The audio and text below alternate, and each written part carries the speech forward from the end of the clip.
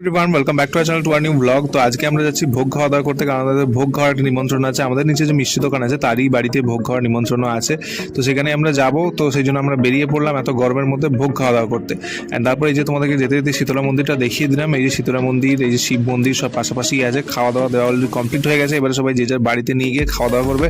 And তারপর তোমাদেরকে এই যে এই বাড়িটা দেখিয়ে দিলাম। এই বাড়িটায় দুদিন আগে এসেছিলাম, গৃহপ্রবেশ ছিল, বাট সেখানে ব্লগ করা হয়নি, বাট সেই জন্য তোমাদেরকে দেখানো হয়নি। বাট এই দুদিন আগে এসেছিলাম, আবার চলে এলাম আমরা ভোগ খাওয়া দাওয়া করতে।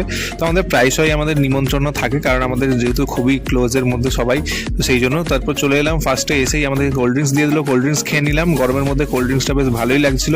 তারপর মা এখানে কি বসে বসে কি ভেবে ভেবে কোল্ড ড্রিঙ্কস খাচ্ছিল জানি না। তারপর দিয়ে দিল ভেজিটেবল চপ, মিষ্টি। আমি ভাবছিলাম এত খাবো, ভাত কীভাবে খাবো।